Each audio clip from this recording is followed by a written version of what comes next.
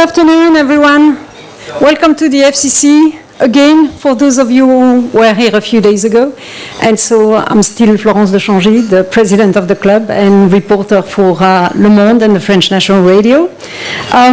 Please remember to turn off your phone. We're recording this and we're actually even Facebook Live.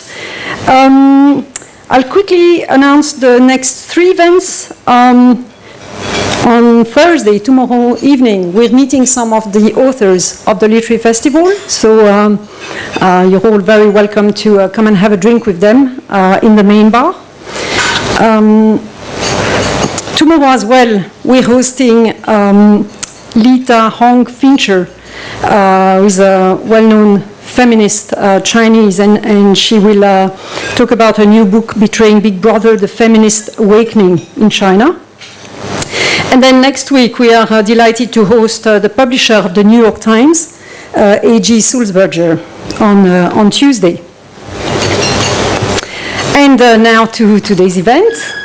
I'm truly delighted to welcome Clare Rewcastle Brown, an exceptionally dedicated and thoroughly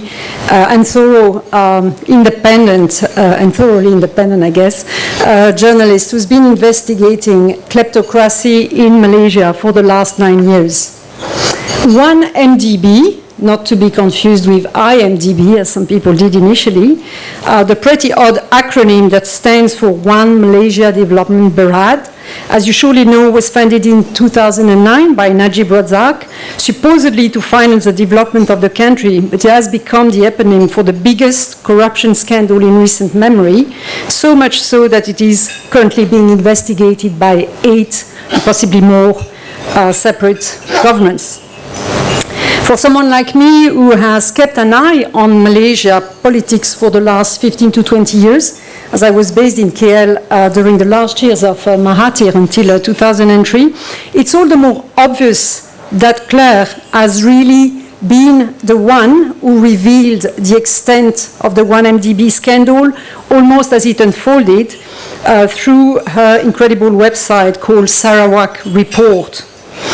It's probably not exaggerated to assume that your work, Clare, has significantly contributed to the change of fate, surely of former PM Najib Razak, and has therefore significantly contributed to the change of fate of Malaysia itself. I'd like to emphasize also how brave Clare has been in her work. She faced threats and intimidation, yet relentlessly pursued the story. Even her book publishing has faced intimidation of legal repercussions, and she eventually had it self-published in the UK and Malaysia. She will, of course, sign copies of the book for you at the end of the talk. Actually, if Malaysia suddenly seems a friendly place again nowadays, since the May 9 election, it is too early to forget that for the last few years, Malaysia had become, if not dangerous, at least a risky place if you went to report about certain topics.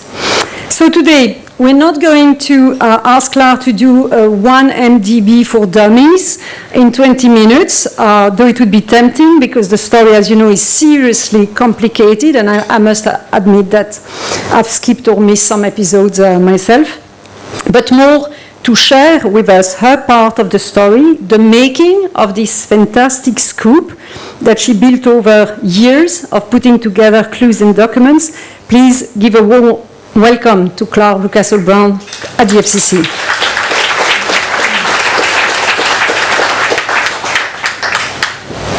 Thank you so much, Florence and Douglas and Sarah and all of you here at the Foreign Correspondents Club for your generous invitation to come and speak to you here, and for all of you for coming to listen to me.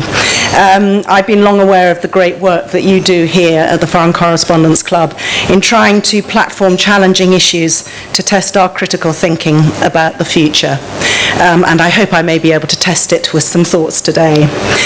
To begin with, I'm conscious that I'm here as a mere blogger, surrounded by representatives of major news organizations. How that relationship develops in our social media age is something we can perhaps talk about. But I could not have really covered 1MDB without the eventual support and engagement of large news organizations, which is what helped this story get the international attention it needed, and therefore prodding the regulators and law enforcement authorities that have come in as a result. And, you know, that's a reminder of the hugely important role that the media plays in protecting our democracy. On the other hand, I'm not sure. I mean, I obviously worked for many years as a regular journalist for large news organizations, and I'm not sure I could have kicked off this story or broken some of the big developments working in a regular newsroom. I would simply have never been allowed the time, I don't think, or the focus to go off for a couple of years and chase this one story, or indeed to set up the sort of controversies that I got involved with powerful figures and entities in some of my early, more questioning articles. Joe Low was operating in plain sight, of course, but there was little comment really about that, apart from in the gossip columns. Why was that? I mean, not just the cost factor of dedicating investigative journalists to long and expensive stories. You know, they're the diplomatic and commercial issues. Big outfits didn't want to get kicked out of KL, as I was told on one occasion, and of course there were big advertisers and friends of these big organisations that have to be kept happy. And that's even before we've got round to the legal departments. I have been the bane of risk-averse lawyers all my working life, and I think the environment has got so much worse for the media in recent years on this. With global news to cover and budgets depleted, newsrooms are simply forced to avoid taking on the sorts of targets who can afford lawyers to cost them money to defend their journalism. And for criminals in the business of ripping off the public, it simply is a business expense necessary to shut up comment and scrutiny. During the 1MDB exposés, I watched it happen time and again as news organisations were silenced by big gun lawyers brought in to argue the toss by people who are now thankfully facing prosecution. And as a result, those entities almost managed to smother the story and to get away with it. And I'm sure that's happening increasingly systematically all over the world. As Joe Low himself plaintively said in one of his last interviews before disappearing, here in Hong Kong actually, how come so many people get away with billions and billions and I was the one that got caught? So I think we should push back against this shackling of the media, which has ironically taken place in the name of the little person, his privacy, his copyright, his right to reply, when in fact it's not the little person who can afford the lawyers, it's the wealthy and powerful, just the sort of people that news organisations need to be holding to account on behalf of the public interest and the future of our democracies. Now, I myself found myself the target of massive fake news campaigns commissioned by the corrupt people that I was examining over this period. Millions were spent on secretive PR campaigns designed just to vilify me and defame me on social media and to thereby hopefully smother the story that I was trying to bring out. Bell Pottinger and FBC Media were just two of the better known companies hired to create websites, fake Facebook accounts, fake Twitter accounts, and bogus social media users to have a go at me. And there were certainly many others. And I certainly couldn't afford to take legal action against that form of gross defamation commissioned by governments and the criminally super rich. But thankfully, this story did get out. It was a push-me-pull-you enterprise, and eventually enough information was there in the public domain. Newspapers did start to come in on this, did start to cover it, and thankfully, crucially, we saw the new anti-money laundering initiative that had been set up by the United States government, the Department of Justice in 2014, London, known wonderfully as the Kleptocracy Asset Recovery Unit. Luckily, they selected 1MDB as one of the case studies that they would get to work on, and thankfully, because of that action, we have got to where we are today, and look where we are, look where this story has led to, and every day it seems to be leading to more tremendously significant results. I mean, we've seen regime change in Malaysia, I think to a far more positive, reforming government that really rescued that country from a very, very worrying situation if Najib had indeed been able to cling on to power. We've seen one of America's largest banks now admitting that it's got a liability, and with just last week, two of its senior officials now indicted for being involved in this incredible scandal. And it's not just that. Another news story from Malaysia, on Monday, the Chief Minister of Sabah, who was one of my early top targets, Musa Aman, was finally arrested and indicted on 34 charges. I went after Musa in 2012 when a whistleblower presented me with an astonishing dossier of information that linked him into a bunch of multi-million-dollar bank accounts that were being actually housed here in Hong Kong. Maybe you won't be hugely surprised, by a major Swiss bank. Originally HSBC had been caught up in this. They had got rid of this toxic client, and he shuttled over to UBS. Now, the Swiss did take that case up. At the time, of course, the Najib regime exculpated Musa Aman, but the Swiss did take up the case, and it's been grinding through since 2012. And UBS is now at the final stages of being prosecuted in Switzerland for facilitating that money laundering by Musa Aman, who we now, saw being arrested and charged in Sabah. And, this story, I love going around, talking about this, because every time I have a pit stop, there's a new story, Paul Stadlen, people who have ever had to, any journalist here who's had to interact with the Malaysian government has probably come across the delightful Mr. Stadlen, who jumped on a plane shortly after the change of regime in May, and has disappeared into the London metropolis. An arrest warrant was issued by the Malaysians for him just last week. And again, this was someone that I have regularly taken a pop at over the last few years, and I know that I would have never got any editor, newsroom editor, or lawyer to have allowed me to write those sorts of stories. But it's what helped give people an understanding of what was going on in the regime. And of course, Paul Stadlen is a good example of the sort of foreign assistance that was coming in to support this sort of kleptocracy and these sorts of crimes that were being perpetrated by the local political corrupt leaders in Malaysia against their own people. And that form of collaboration is part of the story. And the more I went into investigating, corruption, corrupt local leadership, the more I became, impressed by how that corrupt local leadership was helped every step of the way by international business institutions, individuals from professional classes across the developed world, bankers, lawyers, media consultants, offshore tax incorporators, tax consultants, business advisors. All these people were there and available, readily available, to assist these powerful local entities who a judgment had been taken. They had impunity within their area of legislative power, their executive power within their jurisdictions, and so therefore you saw major entities willing to cooperate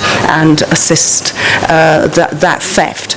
And so I've followed this, and what a story it's been. I've sort of churned on, and it took about 3 years really to kind of peel away at the story of 1MDB. And I have to admit, it was a great story for a journalist. $4.5 billion at least went from 1MDB, and that sort of money filters everywhere.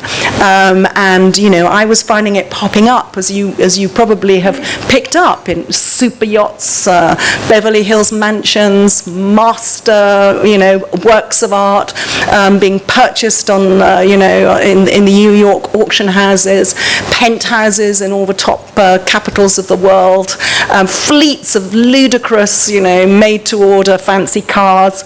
It was titillating stuff, and indeed, Tinseltown got caught in. I was getting wonderful tip-offs about how, Leo DiCaprio was being flown by Jolo, paid $500,000 a pop to go and party with them in Las Vegas, where all the gambling chips and other entertainments were there on tap for these guys. And indeed, Hollywood superstars brought in to sing these fellows happy birthday for huge sums of money, all at the expense, obviously, of a development fund that was supposed to be helping Malaysia's poorest, and for which money had been raised in the most expensive and unnecessary fashion. Time and again, that this was what really angered me, and I think angers any right-minded person, about what we allowed to happen with this sort of graft.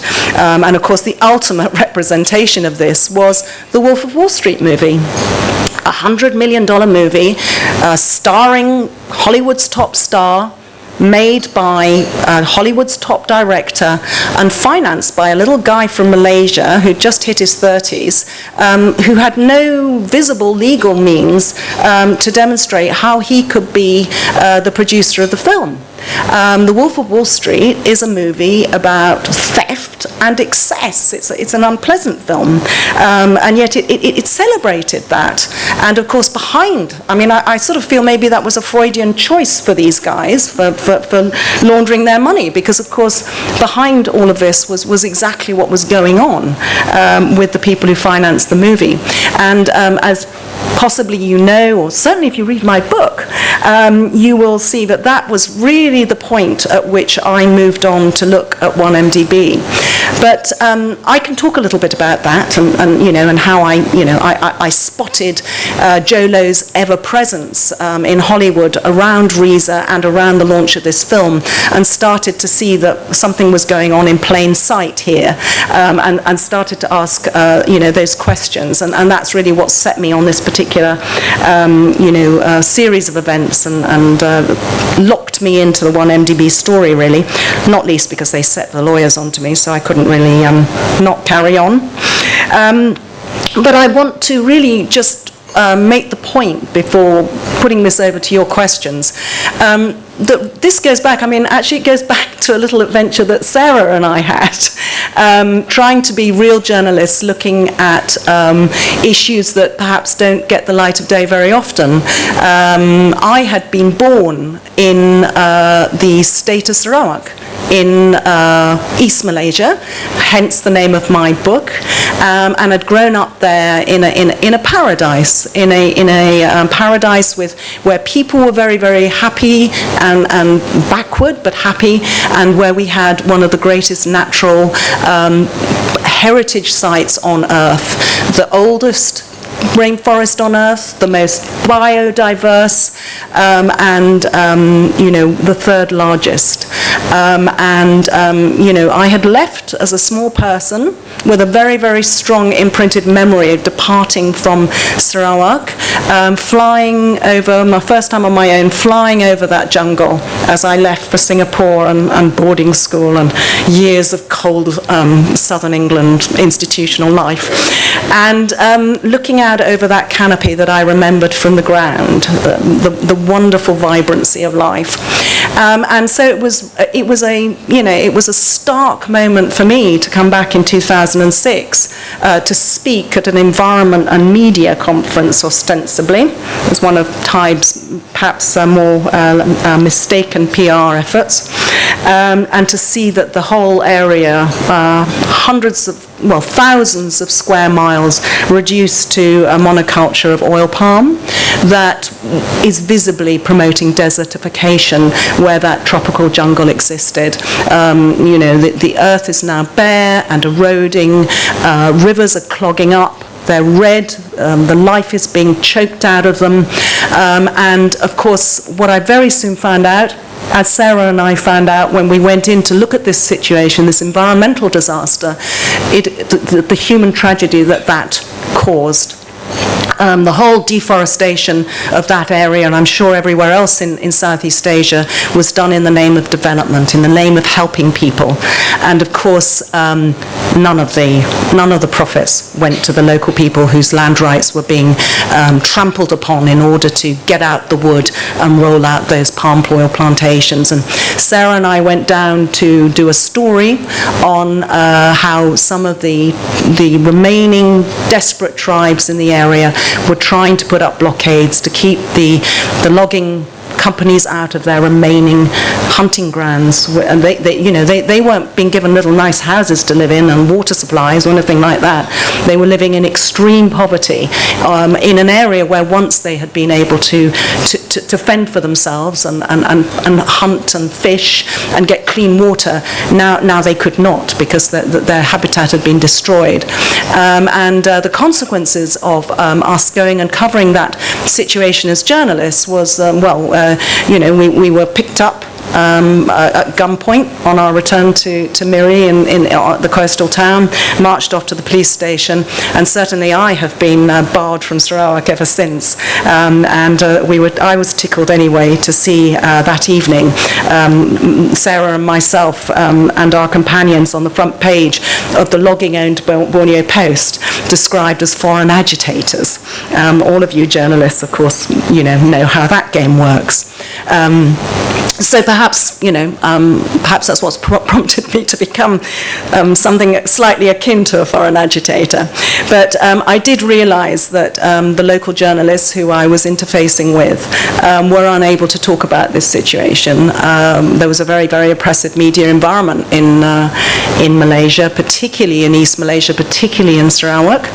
And although I met many people who would tell me, in confidence, that where all the money was going, which was into the hands of the Chief Minister and his family, none of them could come out and say so openly.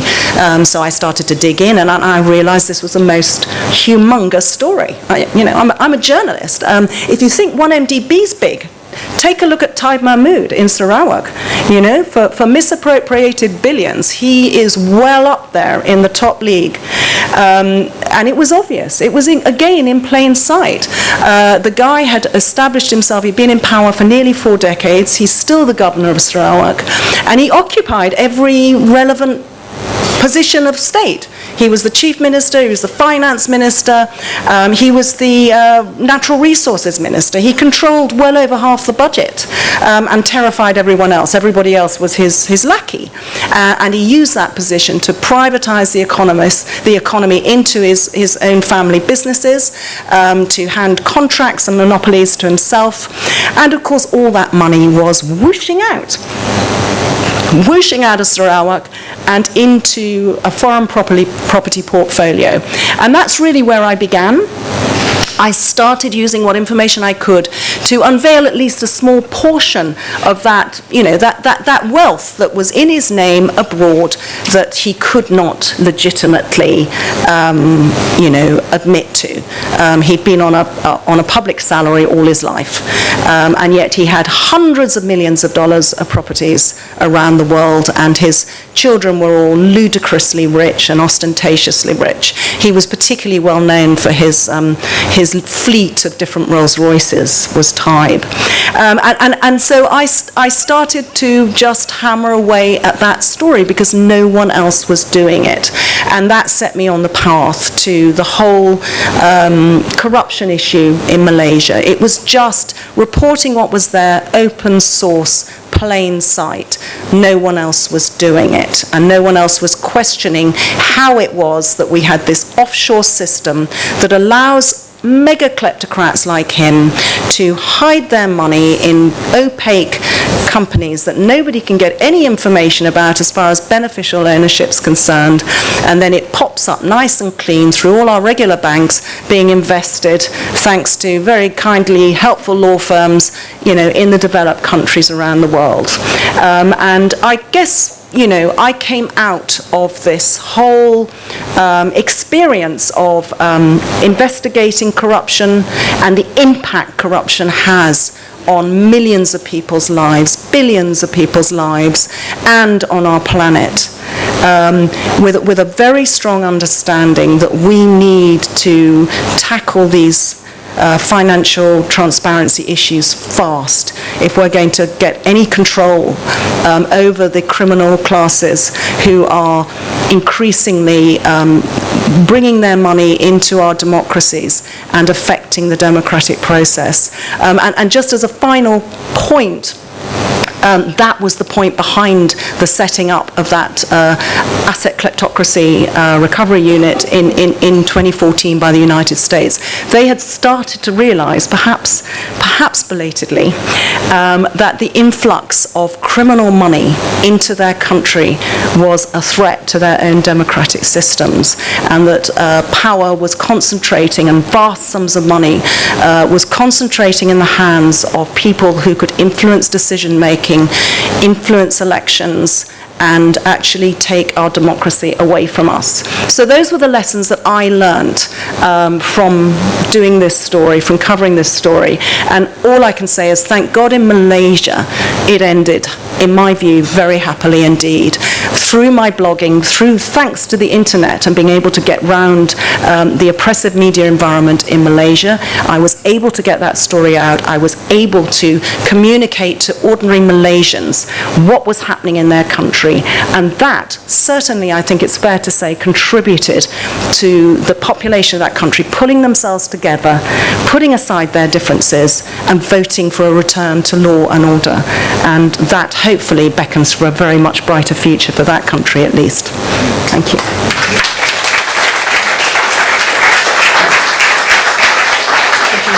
Thank you very much, Claire.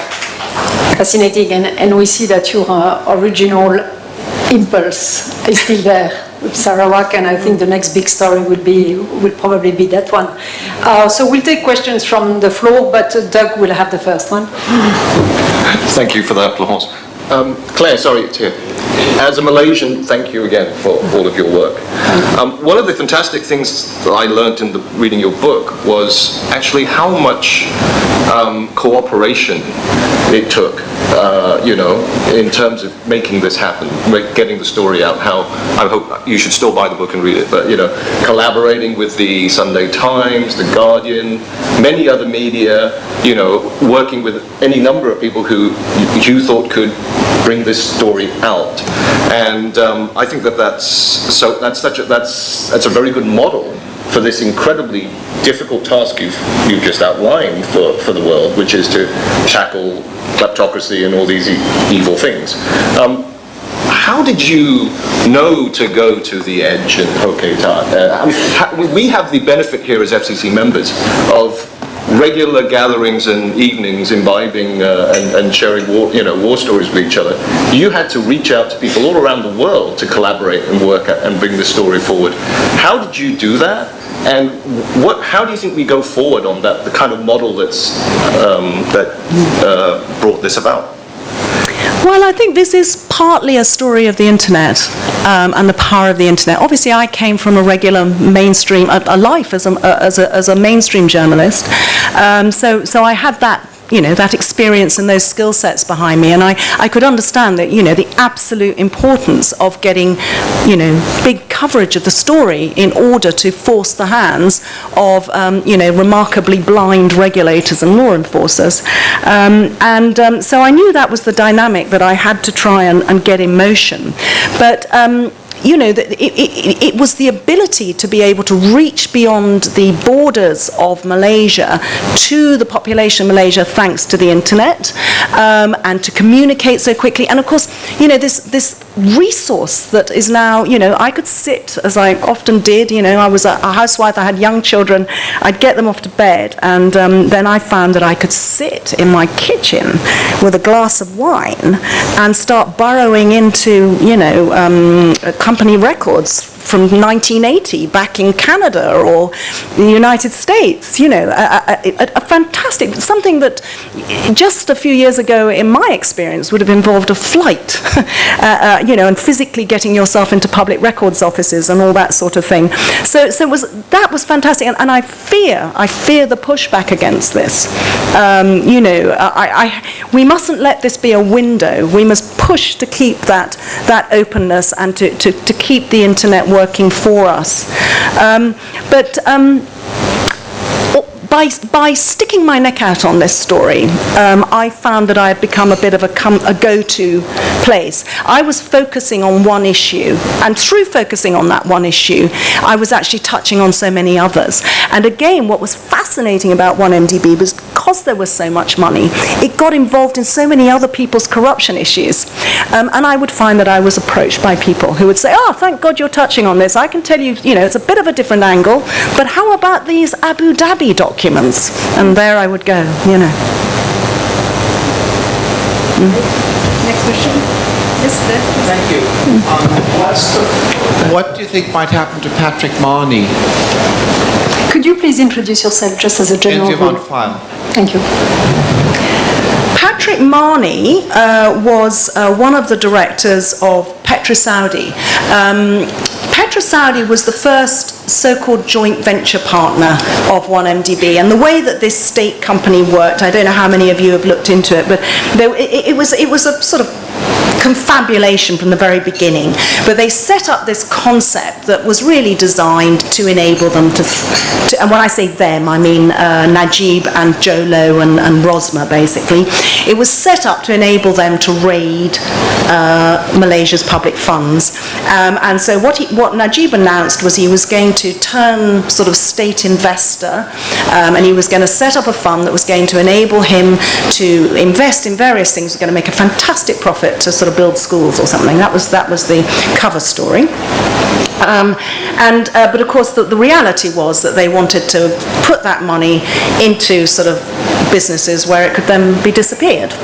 And PetroSaudi effectively stepped forward to be the cover story. And actually was an interesting email that I've published that was written by Patrick Marnie, sort of discussing the various bogus enterprises that they could sort of create as their cover story, and saying, we understand that you may want to use our company as a front. We are happy for you to do so. So he willingly went into this, and they were rewarded with a huge amount of money. The first investment by 1MDB was into this so-called joint venture, and PetroSaudi, let me just explain, was a shell company pretty much until they got involved with 1MDB. Patrick was a very young man, and his pal Tariq Abeid was the other director, and their big selling point was that Tariq Abeid was a Saudi whose own pal was one of the sons of the then king of Saudi Arabia, so they could sort of go around sort of playing the sort of rich Arab number, which is what they did. And Najib sort of cloaked the whole thing in some kind of sort of state-to-state bogus, flummery, and tried to talk up PetroSaudi as if it was more than what it was, which was a shell company. So 1.83 billion went into that joint venture. 700 million was siphoned out on day one into a company called Goodstar that was owned by Jolo. It had its account at Coutts. and the money was funneled through JP Morgan in Switzerland straight into that Coutts account, which had nothing to do with the Petro-Saudi joint venture. Certainly JP Morgan has paid a fine for its negligence there, and Coutts has also paid a fine for its negligence there. Meanwhile, Jolo went off for the 700 million, and 300 million went into Petro-Saudi, could then become a proper company. And off went Patrick Marney, went to Venezuela to try and set up various equally questionable deals, now being prosecuted by the cross-Venezuelans, who found that their officials had been bribed into other disadvantageous deals linked to that. I think I can say all of that. Patrick is now being prosecuted, finally, by the Swiss authorities. What happened there was, when I actually published some of the documentation behind this, because one of their fellow directors fell out with them, and I heard about it, and he had their database, and it's a bit of an adventure if you read my book. But in the end, I managed to persuade Xavier Justo to give me this data, as opposed to me paying $2 million for it. And it showed quite clearly, how everything had worked. And when Patrick and his colleagues found out what Xavier had done, they put a scheme into place. And it was an audacious, extraordinary, I mean, it was like you could not make it up. I could not believe, that a young British man and his Swiss colleagues, from a professional, walk in life, could seriously hatch a plan where it was designed to set me up as a loony forger of these documents. Xavier was in Thailand, where he was living, and they paid a few of the senior police in Thailand. They got Xavier arrested, they shoved him in jail. Patrick then personally went and saw Xavier in his cell, having cooked him overnight for two or three nights in a cell where he couldn't lie down because he was stuffed in with 60 other people. And then Patrick said, "Okay, my friend, I can make sure you have another 10 years of your experience of the other 2 nights, or else I can put you in a nice cell here, where you have your own cell. You'll sign this confession, and we'll get you out really soon." And Xavier obviously, understandably, took that deal and signed a confession that had been drawn up by a former British policeman who'd been flown out by Patrick, hired by him to draw up this confession, and they pretended and published in the Thai Bangkok media that this guy was part of a team of Scotland Yard detectives investigating 1MDB. It was just incredible, and I, for my sins, believed it for a while, because you couldn't imagine that such an audacious plan would be put into practice. So all of these are now, false imprisonment, blackmail, and all the rest are publicly part of the list of charges that have now been brought by the Swiss authorities against Patrick Marney. He would have done better to have just put his hands up like Tim Leisner and cut a deal, I think. Thank you. Philip, here, the question here.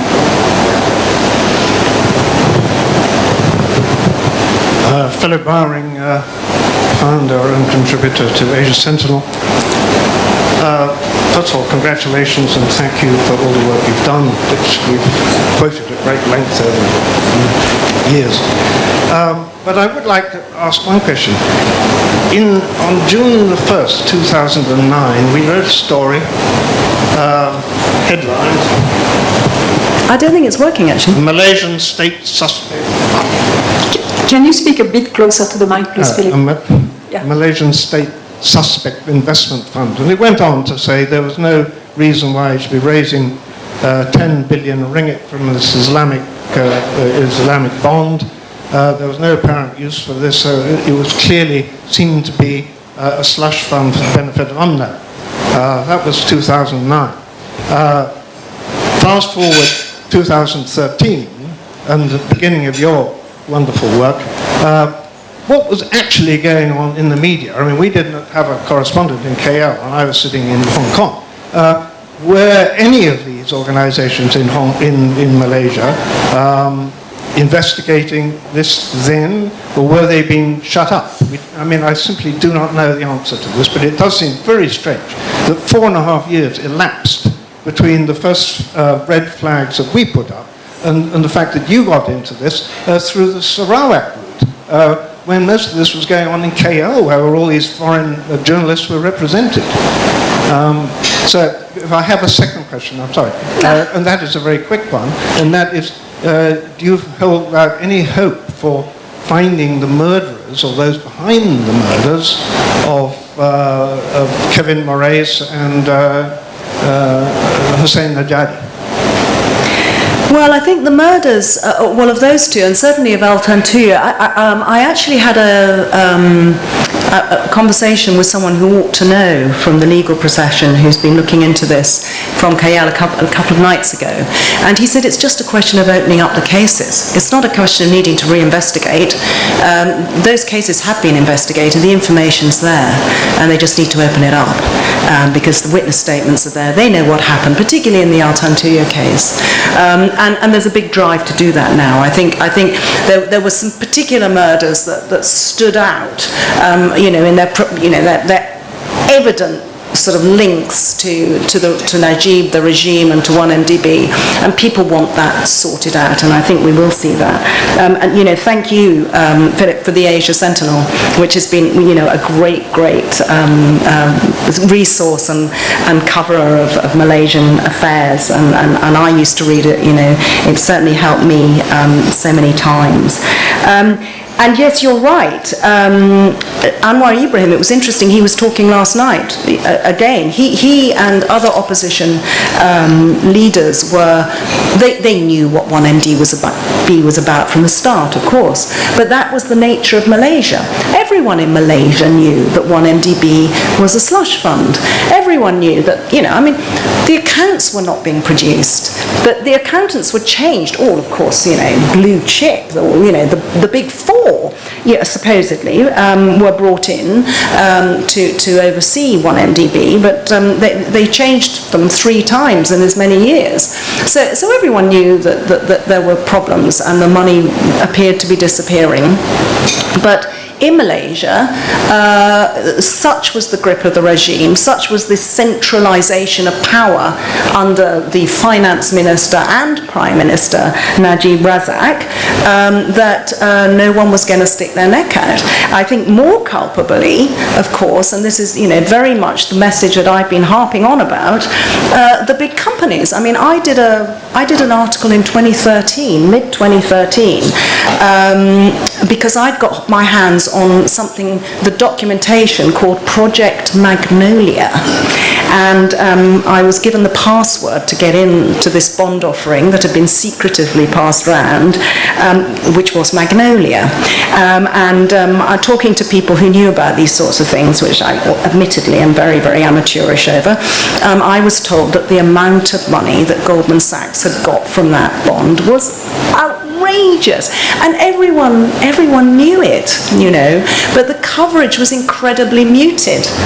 So I went hammer and tongs July 2013, how come Goldman asked for so much money, how come the secretiveness, and all of that, and actually my brother, who was working in the bond, he said, watch it, because Goldman always sue. And then a couple of days he got back, he said, haven't they sued yet? My God, you've hit the nail on the head, Ben.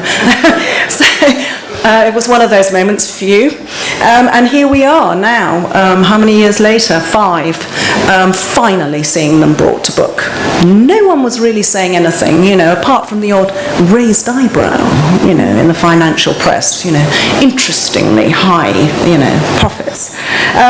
And actually, I'd like to read to you, in the context of that, something that Anwar said last night that I picked up from the papers today, because he basically has pinpointed this, how we've been let down, not just by Malaysia's own oppressive government, but he says, worse, the international financial institutions that we depended on, or leaders in Western governments who've been harping on about democracy and freedom and justice.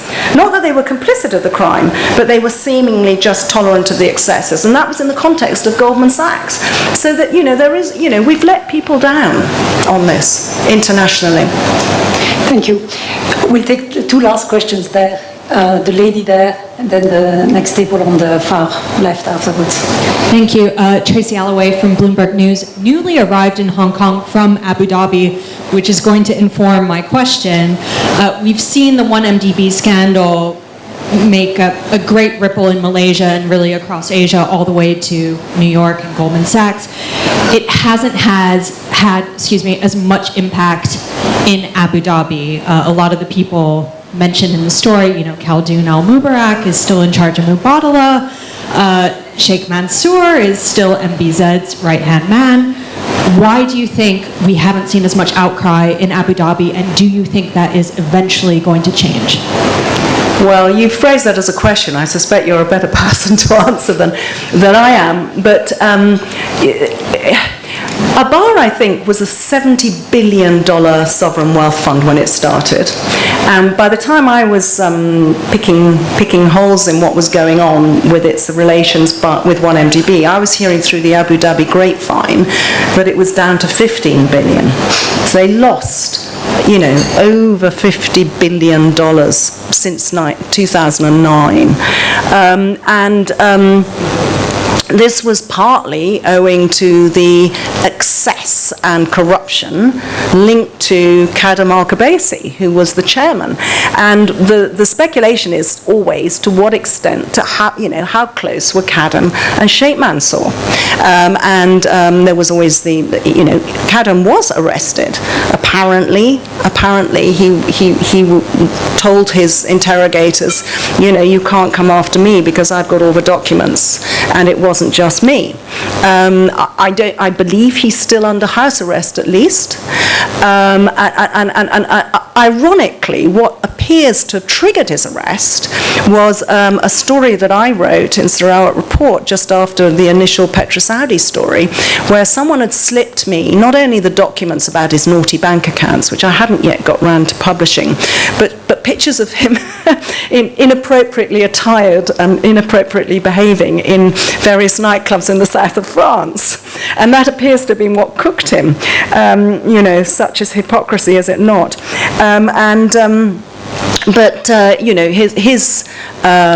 His outrageous excesses obviously have now largely been unmasked, and he's one of the people who has been cited, was early on as one of the key criminals in 1MDB. And I have noted that some of the side stories I've gone off on to do with missing Abar money linked to 1MDB invested in massive businesses in the US. So far, I've not seen the DOJ take those ones up. And I've noticed that one. It makes it harder for me to write about, but I have written about it, and practically nobody else has. So we'll take the last question, even though we're a little bit over time already. Hi, I'm Tohan Shi from Finance Asia. How likely do you think it is that Mahathir or the DOJ might one day, quite soon, expose any embarrassing secret dealings that Singapore institutions or senior Singapore officials might have had in relation to 1MDB? Yes, I mean, politics and geopolitics, infuriatingly and inevitably, has never been far away from this investigation. And, the DOJ took it up, the boys in blue, they did a fantastic job. But throughout, the pressure was there, the lobbying was there. You see it throughout. And this, of course, has been what has been the structural problem behind all this corruption is geopolitics. The failure of the international community to get together and implement proper jurisdiction over international transactions. It's enabled this flourishing of the offshore system, which means that a huge proportion of international wealth is floating out of the ambit of any kind of judicial oversight. Government-to-government deals. I mean, Najib loved government-to-government deals. I don't know how Singapore and Malaysia are going to resolve their issues over this. Obviously, Singapore did do a lot to deal with some of the 1MDB misappropriated money. Hong Kong has taken action on some of these misappropriations, but you do see governments coming to agreements on these. It'll be very interesting to watch. It's all about negotiation and political deals now. It's the same thing is going on between Malaysia and China.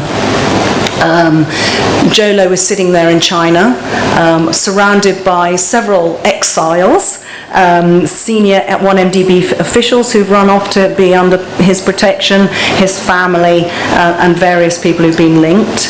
And everyone in Malaysia is going to wonder at what point China is going to come to a deal with Malaysia so that they can see the return of Jolo as a sort of gift from China. Perhaps, it was described to me as sent back like a panda in a cage.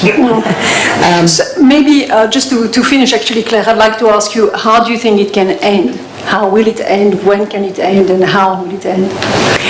1MDB has turned out to be a very rare case study, thanks to the action by the Department of Justice that has actually shown us what we all suspected. We're seeing the inside dealings, the offshore dealings. We've watched how every penny has travelled around the world in this money laundering operation. And it has proved exactly what we suspected, which is that the offshore system is being gigantically abused to thieve from all of us. Now, because it's such a rare example, I, for one, hope that we use this and we don't forget it. And I think the ramifications of this are going to go on. And actually, all of you in Hong Kong, particularly those of you who are going to be writing about such things, I think 1MDB is going to rear its head in Hong Kong quite soon. A lot of the money that was stolen, not necessarily from 1MDB, but by that former ruling couple of Malaysia, ended up here in Hong Kong. And I can't see how the lid's going to be kept on that much longer. Thank you very much. It was fascinating, impressive, and possibly even more importantly, inspiring for all the journalists among us. I'd like to give you a very small token. This is not classified as corruption. To thank you for your fantastic